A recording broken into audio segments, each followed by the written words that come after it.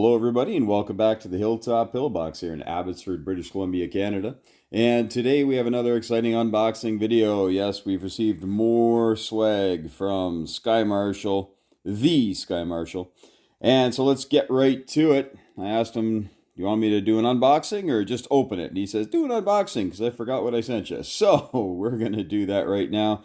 And of course, we're going to use the greatest tool ever devised to open great parcels like this, and that of course is the steak knife. So we're gonna do that right now. Go. All right. Go. Don't cut the map. Don't cut the map. Go. Remember, kids, always cut away from yourself towards someone else. Okay, here we go.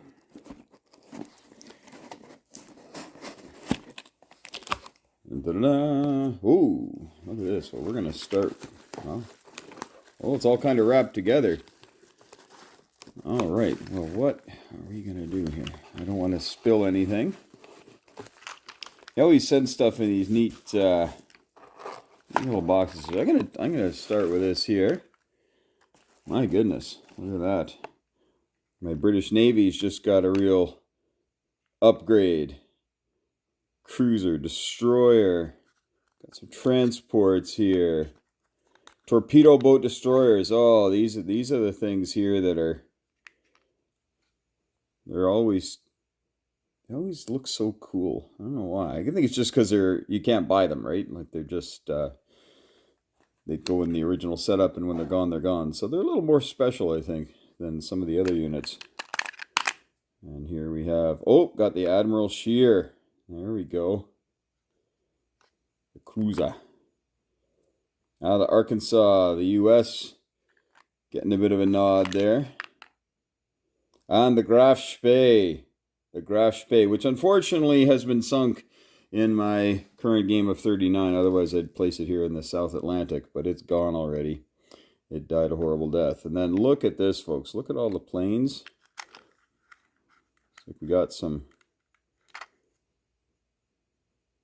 nice fighters going on here.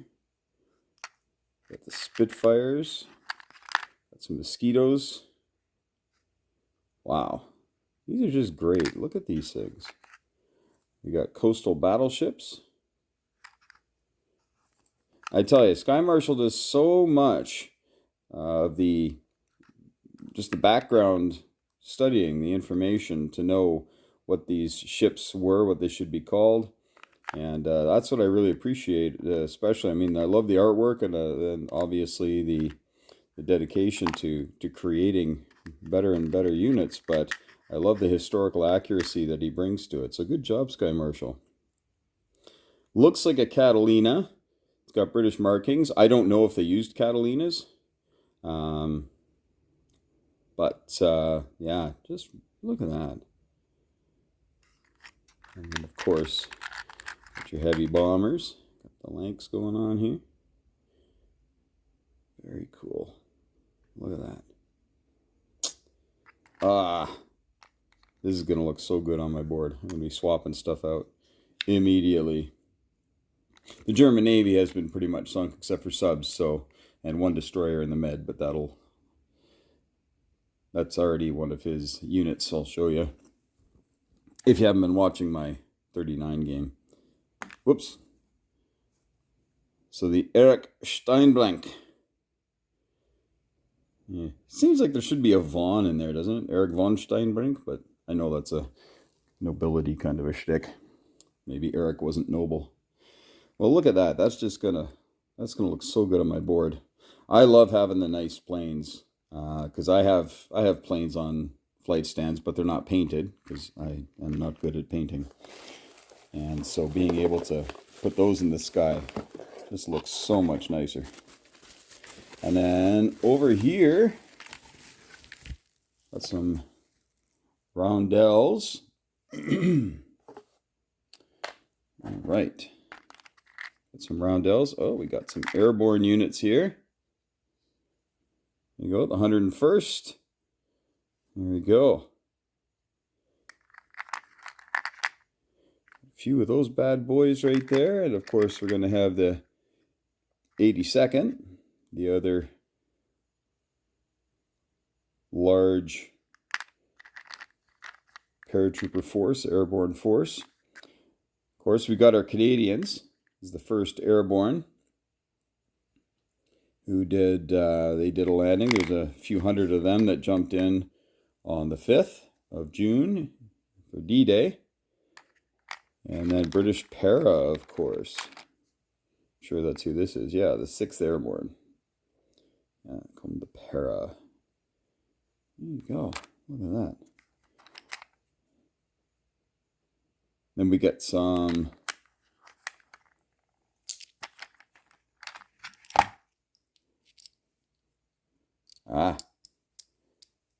some handy tags to denote boats. So if I don't have the right sculpts, throw these in and sit them on top, and that'll let me know what they are. And that does happen sometimes, especially when you get into all the different options that you have in 36 and 39 now. You might have you might not have enough sculpts, so you can sit them on those. Very, very handy. The Minas Gerais. Oh, I'm not putting that on screen. The Minas Gerais or Gerais. Somebody let me know. How do you pronounce that? It sounds like something out of Tolkien. But very cool. And we have some of the generic commando markers that any nation can use. So if I don't have the actual commando markers, good to go. Now these are numbered tokens that he sent because we were, and I still am, designing a game that was going to utilize these. And as we played, and Sky Marshall and I did a number of play tests, we said, you know, it's just going to slow it down a bit too much. So let's get rid of those. And we did. And the game got immensely more fun. And we've got some German movement tokens. Not generic, pardon me, but with the, I think those are Opel trucks, I think. There you go. Some handy dandy damage markers. You can never have enough of these, especially when you're playing somebody who likes to blot out the skies with bombers. And these here, I believe these have a Free French feel to them. The color scheme, I'm not familiar with the black and white color scheme for the Free French, but maybe it's something else. Maybe a different group took on the same symbol, just with a different color. I'm not aware of that, so I'll have to contact Sky Marshall about that. And then here we go. We have got the flight gauge, how much space is left in the tank. So we got a bunch of these, and what Sky Marshall has done is he has glued them together, right? And there's another piece in the middle. And so they're much thicker, much easier to pick up. I know a lot of people have moved to dice, but you know, when you've put the time and money and energy into doing stuff like this, I mean, hey, they're right there. You just haul it out, throw it down, easy peasy, easy enough to do. So thank you very much, Sky Marshall. And it'll keep me from making those mistakes. And these are magnetized, by the way. As you can see, they're all sticking together. So there you go. Cool. Well, thank you very much, Sky Marshall. That was a good unboxing. It's a treat for myself to get this stuff from Sky Marshall. Especially all these great painted units. I'm always blown away by all the work he puts into this stuff. And he shrugs it off. He's like, it's just something I like to do.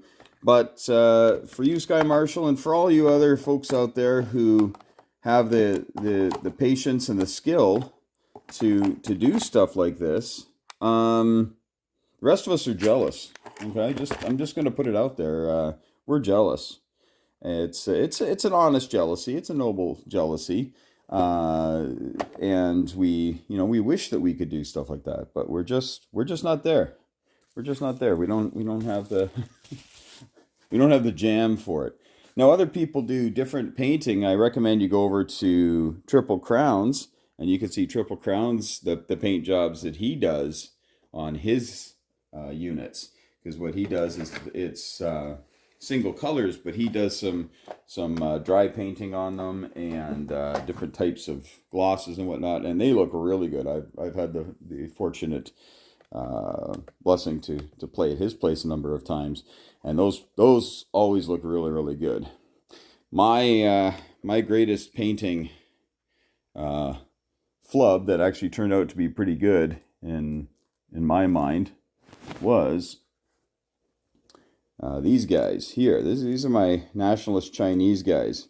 And what I did was I just got some HBG, see the H's on the bottom there, HBG units, and then I got Chinese units here from Chinese infantry, just from Global. And what I did was I just threw some, like a stain on them. And you can see how uneven, how horrible it is. But it really actually matches the state of the KMT during the war in many instances. Boy, that's just really having trouble focusing in. I apologize. But it's just, it really seems to match them. So I kind of tripped over a good idea there.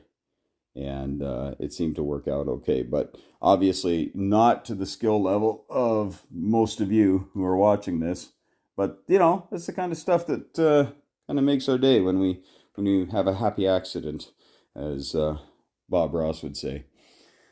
All right, well, we're going to be doing round 3 here in just a few minutes, and you'll see it immediately, round 3. And as you know, it's going pretty well for the Axis so far, although with the Japanese likely taking Calcutta. It's not a foregone conclusion, though, right?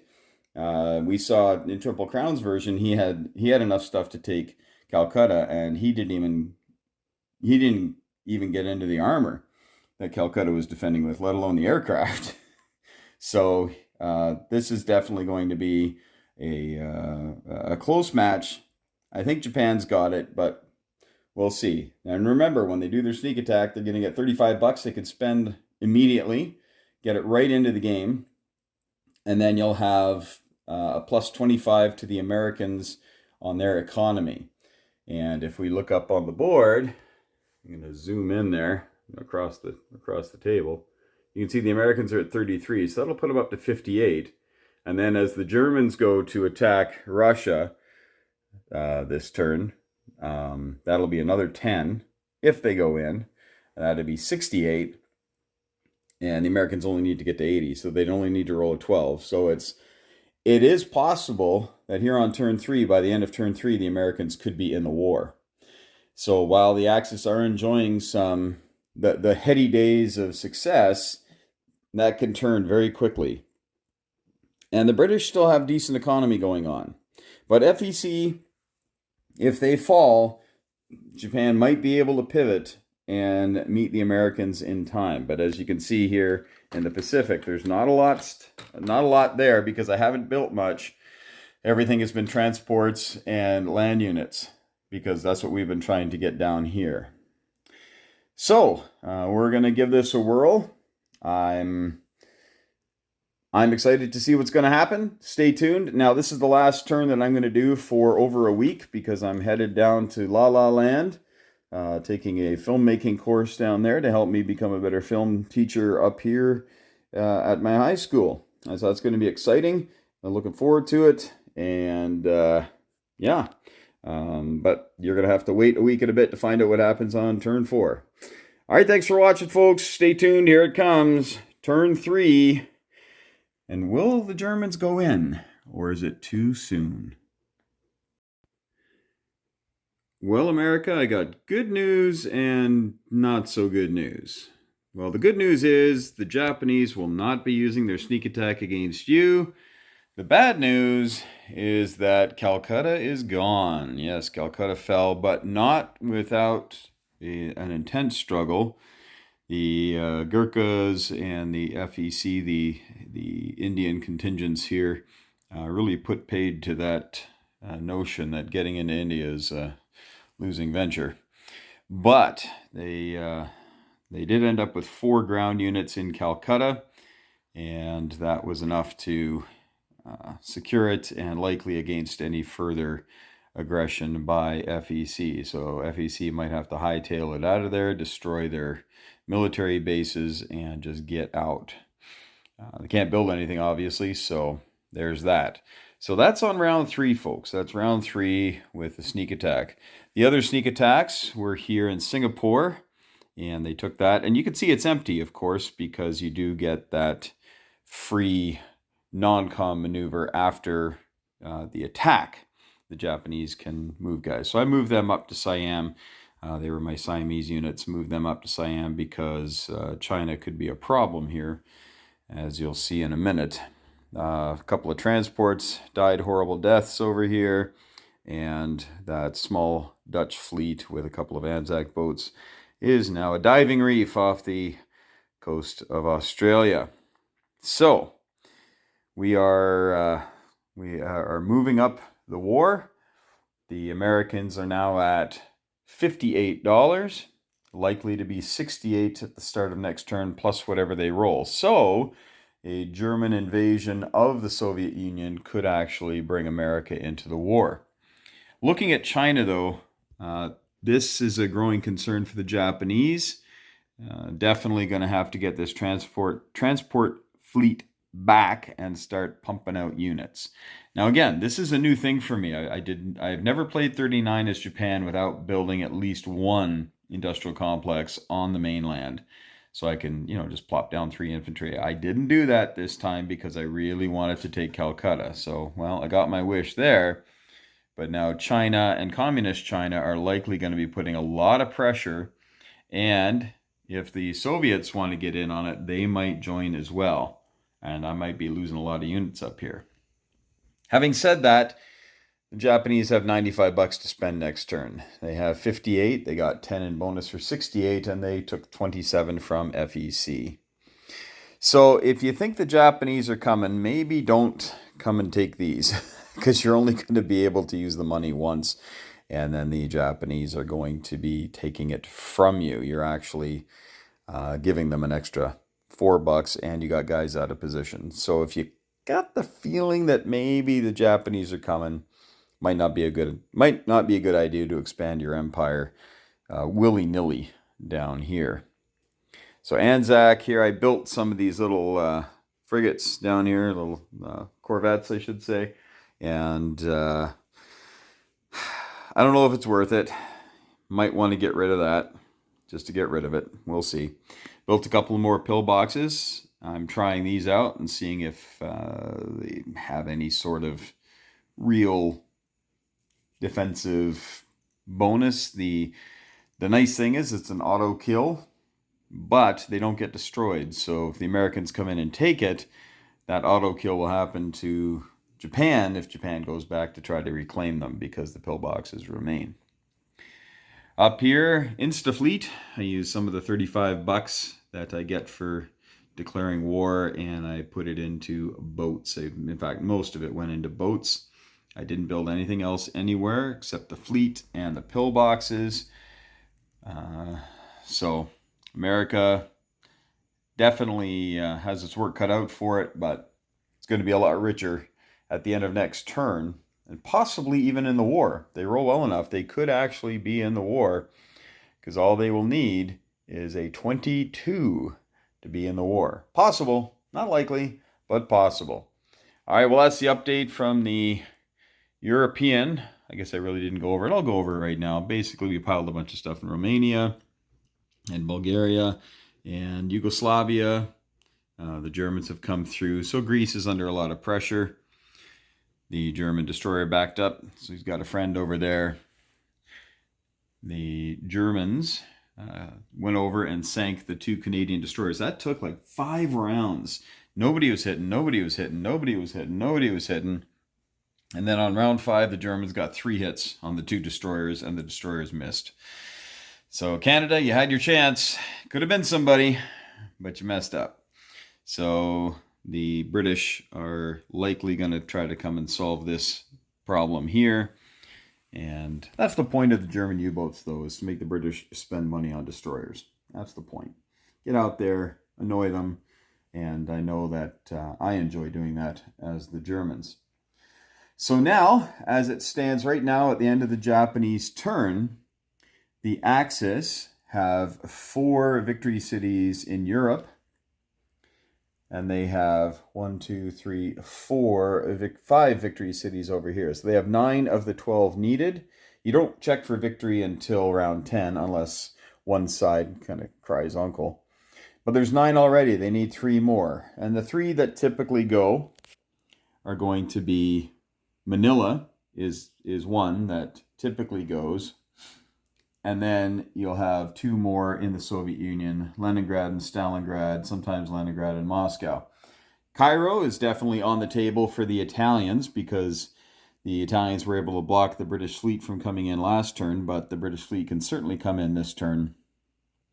And they've got some scramble as well going on here. So not sure if this fleet here really wants to have a dust up with this fleet here, though, with their air power as well. Well, actually, the air power probably can't even make it. 1, 2, 3, 4. Yeah, actually, it can. The 2 tacticals can make it. So the British might build something like 3 destroyers or something down here in 47, and just force the Italians to do likewise. All right, we're going to carry on. The Soviets are next, sitting at $28, plus the 4 that they've gotten from their conquests. What will happen? Stay tuned.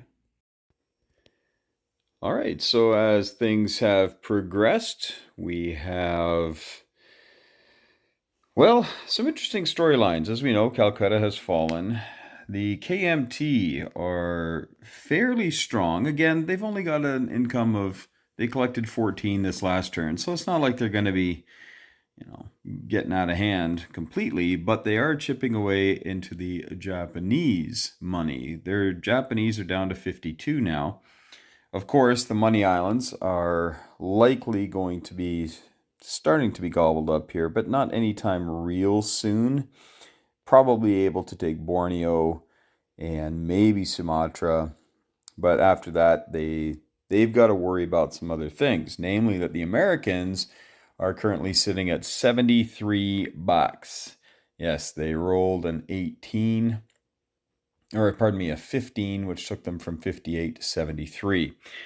And so America's not in the war yet, and neither of these large fleets are able to actually tag each other, but it's getting closer, over here you can see that Hong Kong has fallen to the nationalist Chinese, as did Hunan and Shantung. So, a little bit of problem. The Chinese, the KMT, built 6 infantry this turn. They had $18. So, that's about 20 units sitting in Yunnan right now. Only 4 in Sichuan, but not much can really attack unless the Japanese want to start sacrificing planes, and no, they do not. Up here, you can see the Soviets moved some units across. They got not a bad stack of power here. Not bad at all. And should they decide to come south, Japan's going to be getting squeezed a little bit. So it will be interesting to see how this plays out. Anzac, well, they built a destroyer and a cruiser. Because if they didn't, Japanese will just keep them hemmed in. So they've got to build something to help them punch out a little bit. Over here in Africa, the Italians and the British had some fighting going on here. The Italians got 0 hits on the Italians. The Italians, on the other hand, were able to take back Greece, and they took it with authority. They did lose 3 units, I think, but were able to dispatch the British, plus the 2 Italian subs and a fighter were able to take care of what would be a British destroyer, formerly Yugoslavian.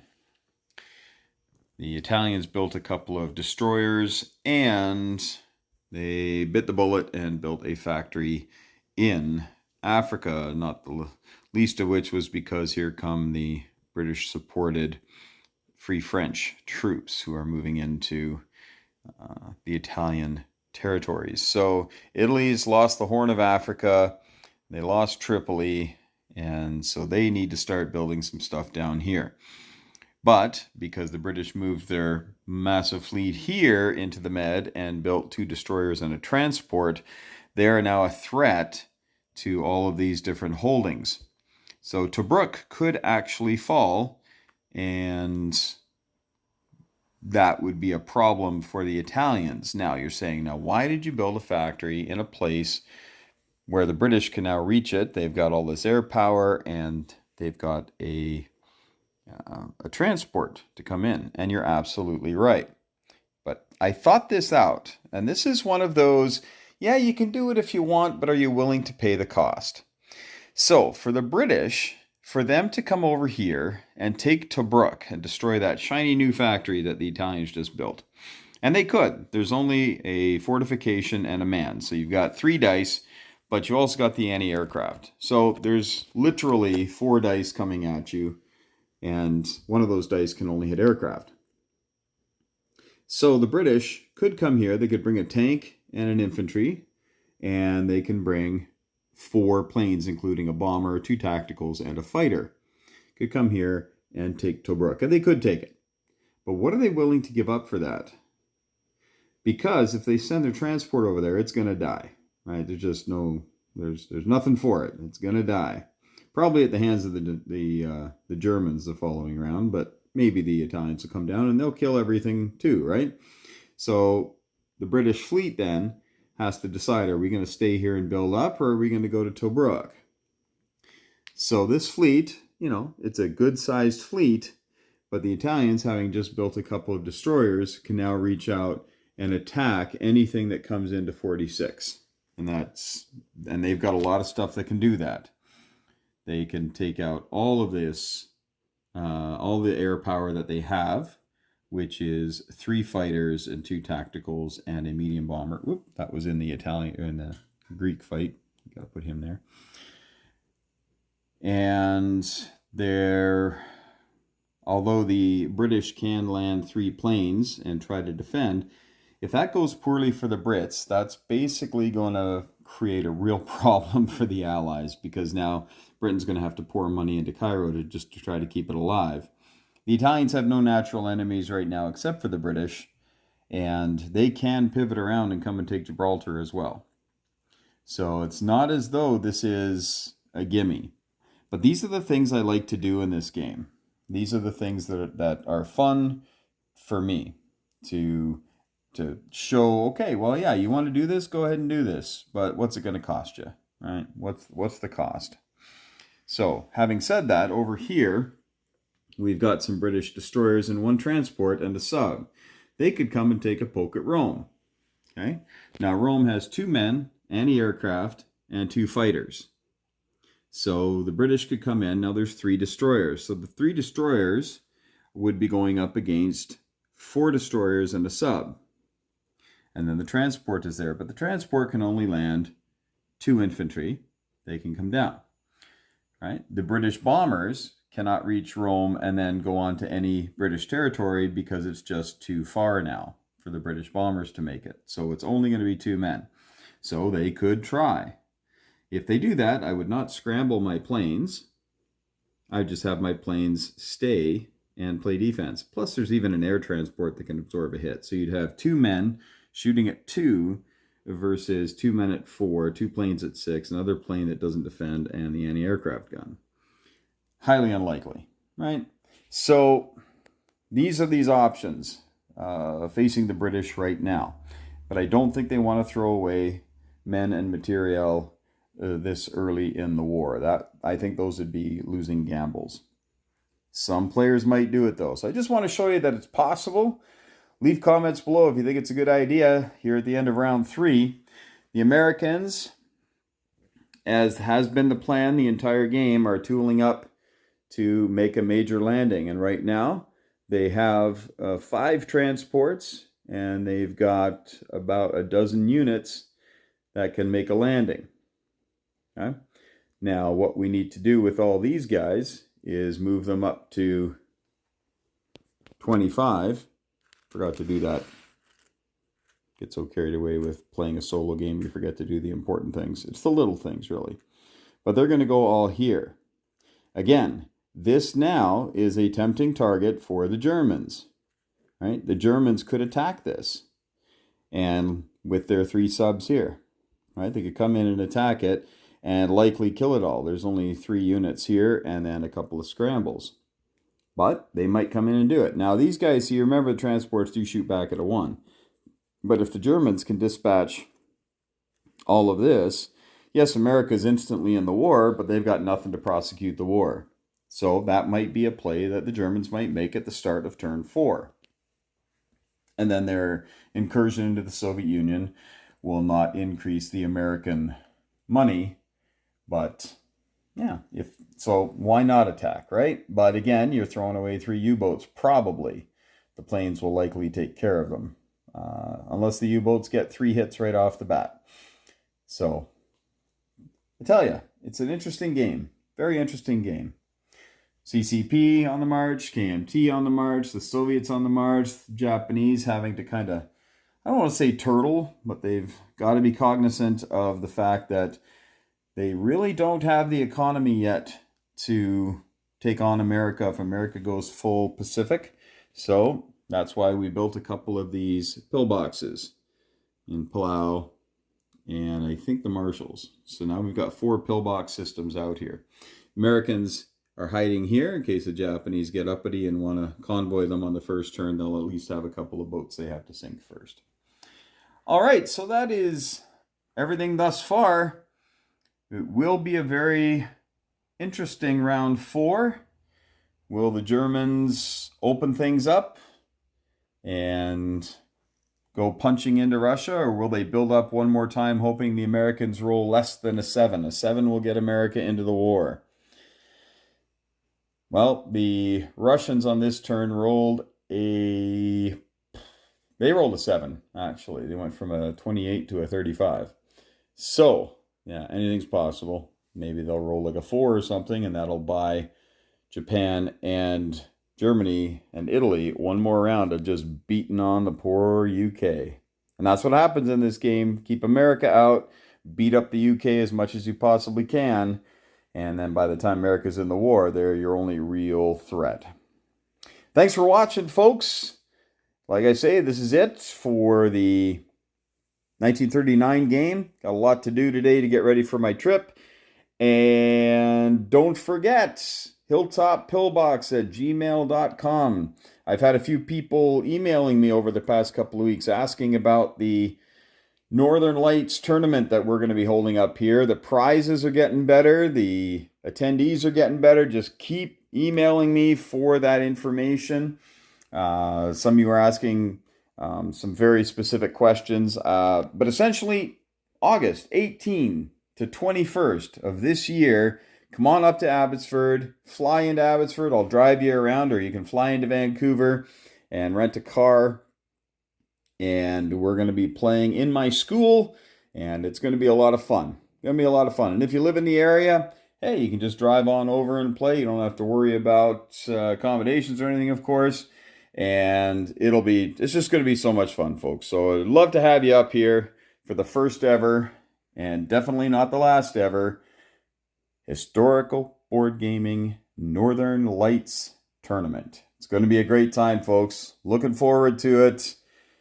And let's see if these two start fighting this round.